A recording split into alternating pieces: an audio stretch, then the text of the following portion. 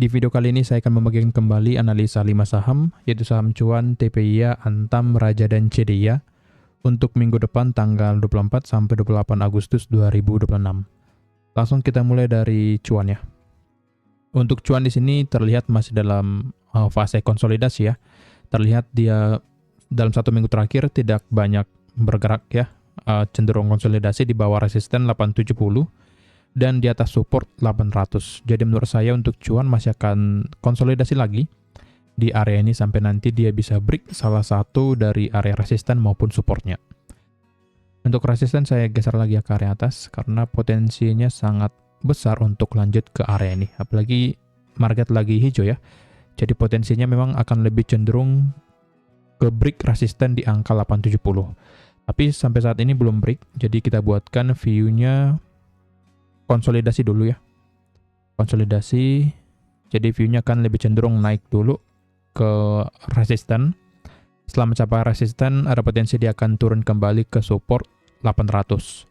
Jika break 870 menarik ya, kita bisa beli dengan target di angka 945.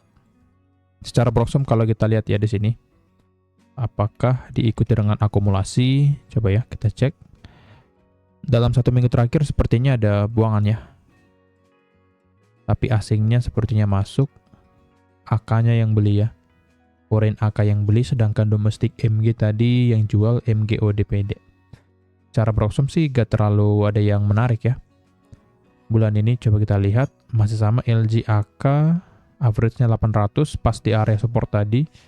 Jadi menurut saya selama AK-nya belum jualan ya, AK-nya belum jual, harusnya cuan masih sangat bagus. Apalagi hari ini AK-nya masuk cukup banyak ya, 37 miliar. Jadi harusnya masih sangat berpotensi untuk bergerak naik. Jadi view saya pada cuan akan lebih cenderung naik dulu, uji resisten 870. Setelah capai resisten ini bisa dia turun, atau jika bisa breakout akan melanjutkan kenaikannya. Jadi pantau resisten 870 dan juga support di angka 800. Lanjut ke saham yang kedua ada TPIA. Untuk TPIA di sini sebenarnya secara pola ya, harusnya dia akan lebih cenderung turun karena sudah keluar dari area konsolidasi ya di sini. Sebelumnya dia konsolidasi di sini turun, konsolidasi, lalu di sini jebol support dan sudah membuat lower low di sini ya, lower low. Jadi harusnya dengan ini TPIA akan lebih cenderung bergerak turun. Dan menurut saya kenaikan di 3 hari terakhir ini merupakan retest ya, atau pullback menguji area resisten. Setelah mencapai area ini nantinya akan turun kembali. Jadi masih sama dengan view sebelumnya, akan naik sedikit menguji resisten. Setelah mencapai area resisten dia akan turun kembali ke area support 1910 sampai 1790. Jadi yang mau entry saran saya sih jangan dulu ya, jangan terlalu agresif karena secara polanya dalam keadaan downtrend, sini sudah lower low dan trendline juga, support trendline sini sudah di breakdown. Jadi menurut saya dia akan, sini saya buatkan naik sedikit, setelah mencapai area resisten dia akan turun kembali ke area supportnya. Broksum TPIA ya, kita cek. Oke, broksum hari ini bagus ya, ada AKBK yang masuk, cuman nggak menjadi patokan ya, karena AKBK ini bisa saja di minggu depan langsung jualan ya, Senin jualan, terus Rabu beli lagi, Kamis jual ya, karena mereka memang scalpingan. Kalau kita lihat satu minggu terakhir, di sini ya terlihat AK-nya ternyata jualan secara satu minggu terakhir. Kita tarik dari tanggal 14 sampai tanggal 20, di sini ya AKBK-nya jualan. Mereka jualan, terlihat harga sahamnya turun, tapi pada saat kedua broker ini masuk ya,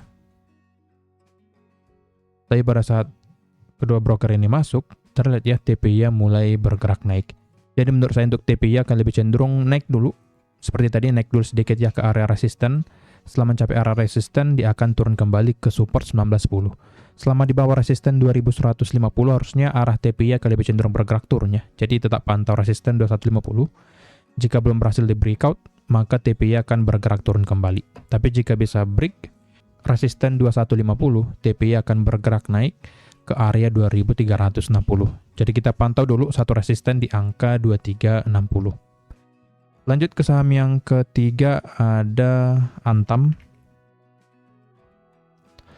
Untuk Antam masih sangat bagus ya. Di sini trading plan kita sudah mulai floating profit ya. Jadi yang sudah entry di minggu yang lalu harusnya sudah mulai floating profit kurang lebih di angka 1%-an ya. Jadi cukup bagus. Pola teknikal juga masih bagus di sini seperti membuat pola double bottom dan juga sudah keluar dari area konsolidasi. Jadi harusnya Antam berpotensi uji resisten atau uji area target kita di angka 3390. Kita cek dulu ya dari XAUSD-nya apakah masih bagus. Oke, di sini masih sangat bagus. Hari ini masih naik ya tanggal 21 Agustus. Jadi menurut saya masih akan berpotensi bergerak naik. Cuman ya di sini area supply kuatnya lagi diuji. Nantinya penentunya di sini apakah dia close candle di area supply atau tidak. Jika close, dia akan lanjut ya ke area 4751 ya, 4751. Tapi jika tidak, ada potensi dia akan turun kembali ke area 4.300-an. Jadi pergerakan dari harga Antam tentunya nanti ada pengaruh ya dari harga XAUSD-nya ini. Jika XAUSD-nya bisa naik terus, potensi Antam juga akan lanjut bergerak naik. Tapi view saya sih akan lebih cenderung bergerak naik ya, karena di sini sudah breakout trendline. Jikapun nanti ada turun, itu merupakan koreksi sehat saja. Karena kita balik ke Antam, langsung ke Broxom ya. Apakah ada broker summary yang menarik? Terlihat broker summary-nya cukup menarik ya, cenderung hijau. Hari ini juga ada akumulasi. 1 minggu terakhir, akumulasi AK ya, cukup bagus. Bulan ini AK-nya juga akumulasi yang banyak ya, akumulasi banyak AK BKZP. Dengan average 3.100 ya. Jadi belum terlalu jauh dari trading plan yang tadi. Oke, jadi masih sangat aman. Menurut saya akan lebih cenderung bergerak naik. Sesuai dengan plan di minggu yang lalu, lagi akumulasinya juga bagus, average 3.100, jadi masuk sekarang pun menurut saya masih sangat aman. Jadi untuk Antam, view-nya akan lebih cenderung bergerak naik ke area resisten 3350 dan juga target 3390. Stop loss saya buatkan di 2900, TP1 3390, risk to reward-nya itu 1:1 ya, potensi profit and loss di angka 7,9%. Jadi yang mau entry di Antam masih bisa. Usahakan average-nya 3140 ya, karena ini area pembelian yang saya bagikan secara trading plan-nya. Oke, jadi untuk Antam seperti itu akan lebih cenderung bergerak naik ke area target kita. Lanjut ke saham yang keempat ada Raja. Raja mulai rebound ya. Sebelumnya di sini sempat jebol support 830, tapi akhirnya bisa naik kembali ya. Bisa dikatakan false breakout. Tapi di sini kalau kita lihat ya, trennya dalam keadaan turun seperti ini ya. Jadi menurut saya ini untuk supportnya saya tarik ke area bawah ya. Saya pakai support 800. Untuk Raja menurut saya ini hanya untuk retest aja ya. Retest setelah itu akan bergerak turun kembali. Kenapa? Karena secara trennya sudah menjadi downtrend. Sebelumnya naik ya, naik. Nah di sini dia sideways dan akhirnya membuat lower low. Sini lower low dan di sini hanya untuk retest saja. Retest membuat lower high. Dan nantinya akan bergerak turun kembali. Dan untuk Raja, karena trennya dalam keadaan turun, maka view-nya akan lebih cenderung bergerak turun.